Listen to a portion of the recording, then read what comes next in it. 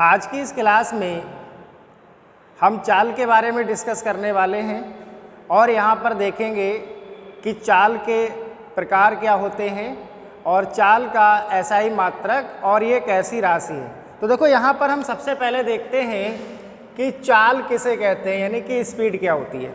तो किसी वस्तु द्वारा एकांक समय में चली गई दूरी को ही क्या कहते हैं, वस्तु की चाल कहते हैं। आप ध्यान रखिएगा, बहुत ही सिंपल डेफिनेशन है कि किसी वस्तु द्वारा एकांक समय में चली गई दूरी को ही क्या कहते हैं, वस्तु की चाल कहते हैं। अब देखो चाल बराबर होता है क्या है, आप इसका सूत्र भी ध्यान रखेंगे। तो चाल बराबर होता है दूरी बटे समय। चाल बराबर क्या होता है, दूरी बटे समय, यानी कि स्पीड बराबर होता है डिस्टेंस अपॉन टाइम। अब यहाँ से आप देखो चाल को किससे, v से डिनोट करेंगे, तो आप यहाँ पर लिख सकते हो v इक्वल टू और दूरी को आप लिख लेना s अपॉन t। तो चाल का फार्मूला हो जाएगा b बराबर s अपॉन टी। क्या हो जाएगा, b बराबर s अपॉन टी। अब एग्जाम में पूछता है कि आप चाल का MKS मात्रक बताइए या चाल का SI मात्रक बताइए। तो आप ध्यान रखिएगा, देखो चाल बराबर क्या है, दूरी बटे समय और दूरी को आप किस में मापेंगे, मीटर में, और समय को सेकंड में। तो आप ध्यान रखेंगे कि चाल का अगर हम बात करें MKS या SI मात्रक, अगर आपसे चाल का MKS या SI मात्रक आपसे पूछता है तो आप ध्यान रखेंगे, तो देखो दूरी का क्या हो जाएगा, मीटर, और समय का सेकेंड। तो चाल का MKS या SI मात्रक क्या हो जाएगा, मीटर पर सेकेंड। क्या हो जाएगा, मीटर पर सेकेंड। अब आप ध्यान रखिएगा, देखो जब हम सेकेंड को ऊपर ले जाएंगे तो इसको हम इस टाइप से भी लिख सकते हैं, मीटर सेकेंड इनवर्स। तो अगर आपसे चाल का MKS या SI मात्रक पूछता है तो क्या हो जाएगा, मीटर पर सेकेंड। कैसे आया, दूरी को किस में मापेंगे आप, मीटर में, और समय को सेकेंड में। अगर आपसे इसका CGS पूछता है कि इसका CGS मात्रक बताइए, चाल का CGS अगर आपसे मात्रक पूछता है कि चाल का CGS मात्रक बताइए, तो देखो CGS में क्या होता है, हम लोग दूरी को या लंबाई को किस में मापते हैं, सेंटीमीटर में मापते हैं। तो CGS में हो जाएगा आपका सेंटीमीटर पर सेकेंड। क्या हो जाएगा, सेंटीमीटर पर सेकेंड, या हम इसको लिखेंगे, क्या लिखेंगे, सेंटीमीटर सेकेंड इनवर्स, क्योंकि सेकेंड ऊपर जाके क्या हो जाएगा, इनवर्स हो जाएगा। अगर आपसे चाल का FPS मात्रक पूछता है, चाल का FPS मात्रक पूछता है, यानी कि फुट पाउंड सेकेंड सिस्टम। अगर चाल का आपसे FPS मात्रक पूछता है तब हो जाएगा, दूरी क्या क्या हो जाएगा, फुट हो जाएगा और पर सेकेंड। तो आप ध्यान रखिएगा, डेफिनेशन क्या हो जाएगी कि किसी वस्तु द्वारा एकांक समय में चली गई दूरी को क्या कहते हैं, वस्तु की चाल कहते हैं। और इसका सूत्र क्या हो जाएगा, चाल बराबर होता है दूरी बटे समय। क्या हो जाएगा, चाल बराबर दूरी बटे समय, या हम इसको लिख सकते हैं b equal to s upon T. अगर आपसे एग्जाम में कहता है कि चाल का MKS या SI मात्रक बताइए, तो मीटर पर सेकेंड या मीटर सेकेंड इनवर्स। CGS मात्रक पूछता है, यानी कि सेंटीमीटर ग्राम सेकेंड सिस्टम, तो हो जाएगा सेंटीमीटर पर सेकेंड।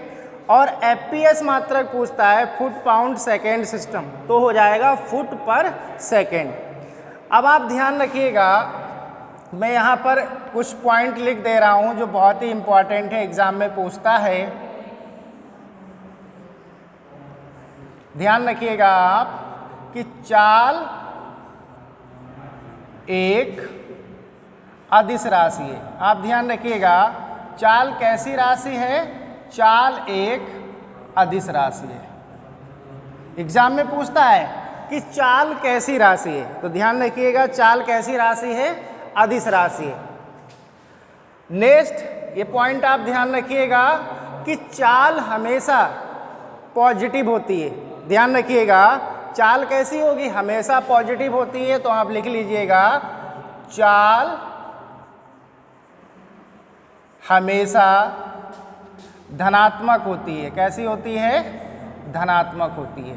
तो ये पॉइंट आप ध्यान रखिएगा, ये एग्जाम में पूछता है, अलग से पूछ लेता है एक एक नंबर में। चाल, एक तो आप चाल के मात्रक याद रखिएगा, सूत्र याद रखना, अगर कोई न्यूमेरिकल्स आता है तो इसी सूत्र पे सॉल्व हो जाएगा। मात्रक आप ध्यान रखिएगा, मात्रक भी पूछता है, या ये बहुत पूछा जाता है कि चाल अदिश राशि है या सदिश राशि है। तो आप ध्यान रखेंगे चाल कैसी राशि है, अदिश राशि है। और ये भी पॉइंट आप ध्यान रखिएगा कि चाल हमेशा कैसी होती है, धनात्मक होती है, यानी कि पॉजिटिव होती है। तो अब हम इसके टाइप्स के बारे में डिस्कस करेंगे।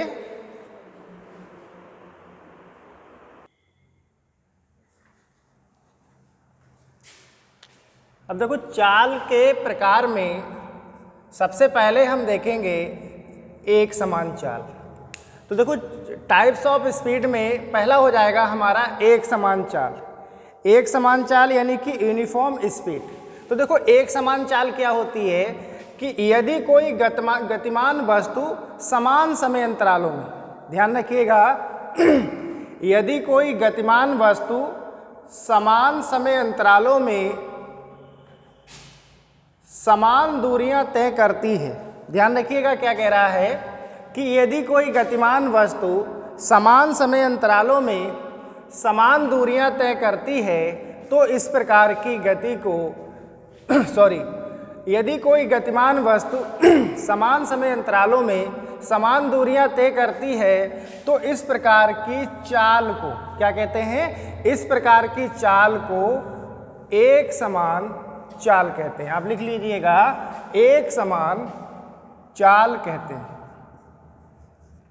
तो देखो, एक समान चाल क्या है, बहुत ही इजी है, आप आसानी से याद रख सकते हो कि यदि कोई गतिमान वस्तु समान समय अंतरालों में समान दूरियां तय करती है तो इस प्रकार की चाल को क्या कहते हैं, एक समान चाल कहते हैं।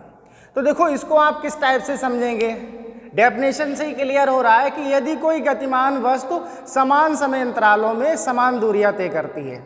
जैसे मान लो कोई कार है जो चल रही है, सपोज करिएगा वो पहले 1 घंटे में, यानी कि पहले 1 घंटे में 40 किलोमीटर की दूरी तय कर रही है और दूसरे घंटे में भी 40 किलोमीटर की दूरी तय कर रही है, तो इस प्रकार की चाल को क्या कहेंगे आप, एक समान चाल कहेंगे, यानी कि समान समय में समान दूरियां तय करती है।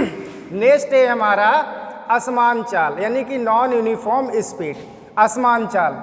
तो इसमें क्या हो जाएगा कि यदि कोई गतिमान वस्तु समान समय अंतरालों में अलग अलग, ध्यान रखिएगा, अलग अलग दूरियां तय करती है तो इस प्रकार की चाल को असमान चाल कहते हैं। क्या है कि यदि कोई गतिमान वस्तु समान समय अंतरालों में अलग अलग दूरियां तय करती है तो इस प्रकार की चाल को असमान चाल कहते हैं। यानी कि अगर कोई कार है वो पहले 1 घंटे में, देखो समान समय अंतराल में दूरियां अलग अलग हैं, पहले 1 घंटे में मान लो उसने 50 किलोमीटर की दूरी तय की और दूसरे घंटे में क्या कर रहा है, 40 किलोमीटर की दूरियां तय कर रही है। तो देखो, समान समय में उसने क्या किया, अलग अलग दूरियां तय की हैं, तो इस प्रकार की चाल को क्या कहेंगे, असमान चाल कहेंगे। नेक्स्ट है हमारा औसत चाल। औसत चाल, औसत चाल में आप क्या कहेंगे कि गतिमान वस्तु द्वारा एकांक समय में तय की गई औसत दूरी को, गतिमान वस्तु द्वारा एकांक समय में तय की गई औसत दूरी को वस्तु की औसत चाल कहते हैं। अब देखो, औसत चाल का आप फार्मूला ध्यान रखेंगे तो औसत चाल बराबर होगा कुल दूरी, ध्यान रखिएगा, कुल दूरी बटे कुल समय। औसत चाल का फार्मूला क्या आ जाएगा, कुल दूरी बटे कुल समय। अब देखो, इसको आप किस टाइप से समझेंगे, आप मान लीजिए कि कोई कार है, वह ए से बी तक, यानी कि ए से बी तक यानी कि 20 मीटर की दूरी को कितने 20 मीटर की दूरी को 10 सेकेंड में ट्रेवल कर रही है, और बी से सी तक पहुंचने में 10 मीटर की दूरी 4 सेकेंड में चल रही है, ठीक है। और सी से डी तक पहुंचने में 14 मीटर की दूरी क्या कर रही है, 8 सेकेंड में ट्रेवल कर रही है। अगर ऐसे आपके क्वेश्चन पूछता है और आपसे फिर औसत चाल निकलवा रहा है, तो क्वेश्चन क्या है आप समझिएगा किस टाइप से पूछ सकता है कि कोई कार ए से बी तक 20 मीटर की दूरी चलने में कितना 10 सेकेंड का टाइम लेती है, और बी से सी तक 10 मीटर की दूरी ट्रेवल करने में 4 सेकेंड का टाइम लेती है, और सी से डी तक 14 मीटर की दूरी को चलने में 8 सेकेंड का टाइम लेती है। तो यहाँ से आपको औसत चाल पूछ सकता है। देखो मैं यहाँ पे समझा रहा हूँ, आपको पूछ सकता है एग्जाम में इस टाइप से आपसे क्वेश्चन देके पूछ सकता है।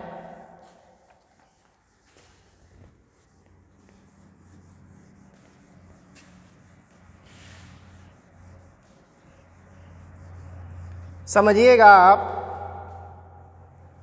कि कोई एक कार है, ये मान लो पॉइंट ए है, ए से बी तक, यानी कि यहाँ पर उसे पहुँचने में उसने क्या किया है 20 मीटर की दूरी तय करने में 10 सेकेंड का टाइम लिया, ठीक है। यानी कि किसी कार ने ए से बी तक की 20 मीटर की दूरी को चलने में कितने 10 सेकेंड का टाइम लिया, और बी से सी यानी कि बी से सी तक 14 मीटर की दूरी को तय करने में कितना टाइम लिया, 4 सेकेंड का टाइम लिया। और सी से डी तक 14 मीटर की दूरी तय करने में 8 सेकेंड का टाइम लिया। तो आपसे पूछ सकता है कि उस कार की औसत चाल क्या है। फिर से आप देख लीजिएगा, कोई एक कार है जो ए से बी तक पहुंचने में क्या कितनी दूरी तय कर रही है 20 मीटर, और इस दूरी को तय करने में उसे समय कितना लगा 10 सेकेंड। फिर उसी कार को बी से सी तक पहुंचने में उसने 14 मीटर की दूरी तय की, समय कितना लगा 4 सेकेंड। और फिर सी से डी तक पहुंचने में उसने 14 मीटर की डिस्टेंस तय की, टाइम कितना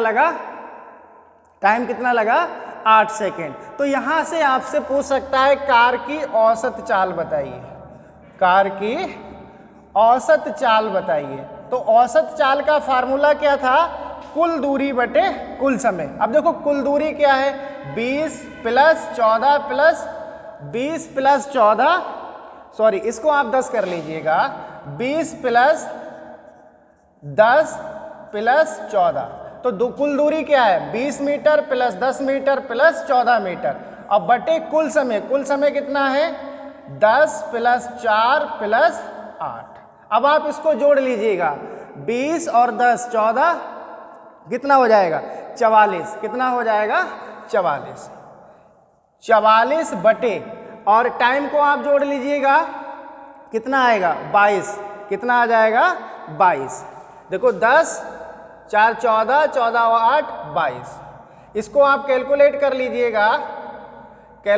लीजिएगा, 22 दो बार में जाएगा, कितना हो जाएगा 22 दूनी 44, यानी कि 2 मीटर पर सेकेंड, 2 मीटर पर सेकेंड। तो कार की औसत चाल कितनी आ जाएगी 2 मीटर पर सेकेंड। तो औसत चाल अगर एग्जाम में आपसे पूछता है तो अलग अलग दूरियां दे रखी होंगी और उन दूरियों को ट्रेवल करने में अलग अलग टाइम दे रखा होगा। तो आप औसत चाल निकालने के लिए फार्मूला लगाएंगे कुल दूरी बटे कुल समय।